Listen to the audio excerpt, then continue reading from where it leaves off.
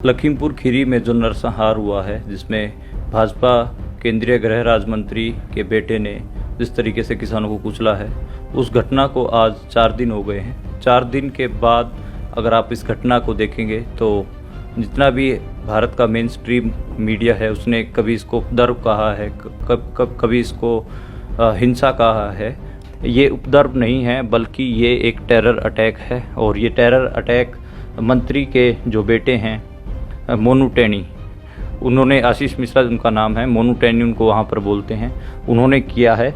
आसपास के लोग हैं वो, उनमें कितना ज़्यादा भय, कितना डर था अजय मिश्रा का, उसको वहाँ पर टेनी महाराज कह के लोग बोलते हैं। नमस्कार, मेरा नाम मनदीप पुनिया है। लखीमपुर खीरी में जो नरसंहार हुआ है, जिसमें भाजपा केंद्रीय गृह राज्य मंत्री के बेटे ने जिस तरीके से किसानों को कुचला है, उस घटना को आज 4 दिन हो गए हैं। 4 दिन के बाद अगर आप इस घटना को देखेंगे तो जितना भी भारत का मेन स्ट्रीम मीडिया है, उसने कभी इसको उपद्रव कहा है, कभी इसको हिंसा कहा है। लेकिन जब आप ग्राउंड जीरो पर जाकर इसको देखेंगे तो आप इसको नरसंहार कहेंगे, इसको आप एक टेरर अटैक कहेंगे। उसका कारण ये है कि आप जब वो वीडियो देखेंगे, उसमें थार और एक फॉर्च्यूनर, 2 SUVs और एक पीछे एक स्कॉर्पियो वो आते हैं और किसानों के शांतिपूर्ण मार्च कर रहे किसानों के ऊपर से चीरते हुए चले जाते हैं। मैं भी पिछले 3 दिनों से ग्राउंड जीरो से रिपोर्ट कर रहा था, आप तक छोटे छोटे वीडियोस पहुंचा रहा था। लेकिन कल जिस तरीके से पत्रकारों को पुलिस ने रोकना शुरू कर दिया था और उनको ढूंढने लग गई थी पुलिस, इस वजह से मुझे छुपकर वापस आना पड़ा। एक जगह मुझे रुकवा भी लिया गया था हमें, और उसके बाद लेकिन वहाँ से हम निकलने में सफल हो गए। अभी मैं अपने घर पर हूँ और जो पिछले 3 दिनों में जो कुछ देखा है वो मैं आपके सामने रखूँगा इस वीडियो में। सबसे पहले तो मैं आपको ये वीडियो दिखा देता हूँ, जिसमें आप देखेंगे कि ये आप ये देखिए, ये SUV है। ये किसान शांतिपूर्ण मार्च कर रहे हैं, लेकिन ये SUV आई थार और ये फॉर्च्यूनर और ये अभी स्कॉर्पियो, ये 3 गाड़ियाँ शांतिपूर्ण मार्च कर रहे किसानों के ऊपर से चीरती हुई उनके ऊपर से चली गई, उनको रोनते हुए चली गई। जिसमें एक पत्रकार रमन कश्यप, वहाँ के जो स्थानीय पत्रकार थे, उनकी मौत हो गई है।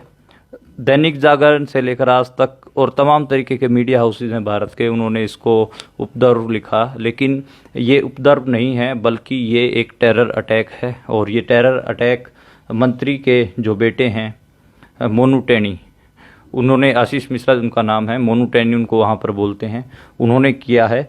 और वहाँ पर ये मान लीजिए कि संयुक्त किसान मोर्चा के नेताओं को भी नहीं पहुँचने दिया जा रहा है। गुरनाम सिंह चड़ूनी रात को छुपते फिर रहे थे और उनको पहले रात उनको मेरठ में गिरफ्तार कर लिया गया था। उसके बाद जो राजस्थान से किसान नेता गए थे संयुक्त किसान मोर्चा के, उनको भी गिरफ्तार कर लिया था पुलिस ने। हिम्मत गुज्जर, रंजीत सिंह राजू, इन सब लोगों को। इस घटना में अभी बहुत सारी परतें खुलनी बाकी हैं। लखीमपुर में हमने देखा कि जो आसपास के लोग हैं वो, उनमें कितना ज़्यादा भय, कितना डर था अजय मिश्रा का, उसको वहाँ पर टेनी महाराज कह के लोग बोलते हैं। और टेनी महाराज एक हिसाब से, जो आप फिल्मों में जो विलन की जो देखते हैं छवि, वैसी की वैसी छवि है उनकी, और वो हिस्ट्री सीटर रहे हैं। इसके ऊपर भी हमने बहुत सारे कागजात जमा किए हैं कि उनकी हिस्ट्री क्या है। तो कागजात एक बार सारे इकट्ठा हो जाएं, फिर हम ये टेनी महाराज हैं, यानी कि अजय मिश्रा, इनके ऊपर भी हम एक डिटेल्ड प्रोफाइल लिखेंगे कि कैसे एक इतना बड़ा माफिया भाजपा का मंत्री बन गया। तो वो सब भी हम करेंगे। लेकिन अशोक स्वैन ने ये वीडियो डाला है। ये वीडियो हमारे जैसे पत्रकार जो गए हुए थे वहाँ पर, उन्होंने वहाँ के जो लोग थे उनके फ़ोनों से ये लिए और आप लोगों तक पहुँचाए। This is not a lone wolf terror attack what you see in Europe.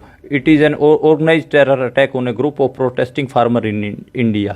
वो कह रहे हैं कि ये एक ऑर्गेनाइज्ड टेरर अटैक है जो पीसफुल फार्मर्स जो प्रोटेस्ट करते हैं उनके ऊपर। इसका कारण ये है कि अजय मिश्रा जो मंत्री हैं वो पहले किसानों को धमकी भी देते हैं। आप उनके पुराने वीडियोस देखे हो, धमकी दे रहे हैं। साथ में वहाँ के जो किसान नेता हैं गुरमनीत सिंह मांगट, उनका एक छोटा सा स्कूल है, उसमें वो बोल रहे हैं कि तुम्हारे स्कूल के ऊपर बंद करवा देंगे, और उनके स्कूल में रेड भी करवाई गई, तुम लोगों को हम जानते हैं। और जो किसान आंदोलन में उस इलाके से गाड़ियां आई थी, उनकी नंबर प्लेट देख देख के पुलिस उन लोगों के घर पे गई है, उनको धमकाया है, डराया है।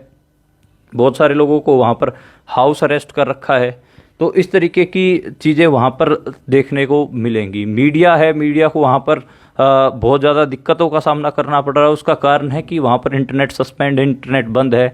हमें अपनी वीडियोस भेजने के लिए उस इलाके को छोड़कर पीलीभीत या दूसरे इलाकों में भागना पड़ता था। फिर हम अपनी वीडियोस आप लोगों तक पहुँचाते थे, फिर दोबारा जाके रिपोर्ट करते थे।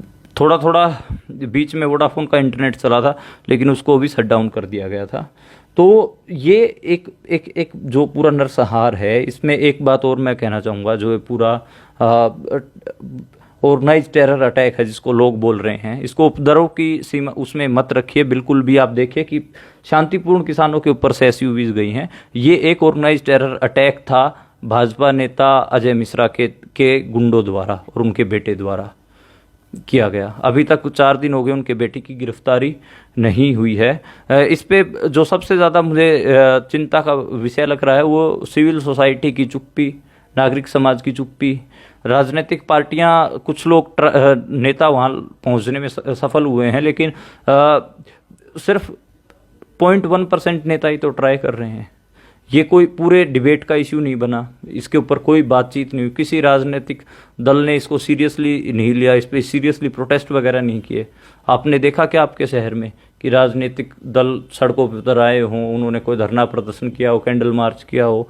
ऐसे ही कोई छोटी सी घटना होती थी भारत में तो इंडिया गेट से लेकर पार्लियामेंट मार्च तक मार्च होते थे, कैंडल मार्च होती थी, तमाम तरीके की एक्टिविटीज़ डीयू जेएनयू के लोग करते थे, सिविल सोसाइटी करती थी। लेकिन उस तरीके की चीज़ें हमें अभी देखने को बड़े लेवल पे देखने को नहीं मिली हैं। छोटे छोटे 8-10 लोग गए, उन्होंने गिरफ्तारियां दे दी, उन्होंने पोस्टर वगैरह पकड़ के खड़े हो गए, ये सब देखने को मिला है। लेकिन एक मास लेवल का जो प्रोटेस्ट होना चाहिए था इस पूरे ऑर्गेनाइज टेरर अटैक के खिलाफ, वो अभी तक हमें देखने को नहीं मिला है।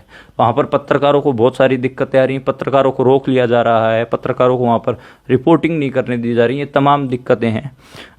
अभी मैं एक छोटी सी रिपोर्ट भी फाइल कर रहा हूँ, जो बेसिकली इस 3 दिनों के दौरान मैंने जो कुछ भी देखा था उसके ऊपर होगी। उसके बाद मैं एक रिपोर्टर्स डायरी करूँगा।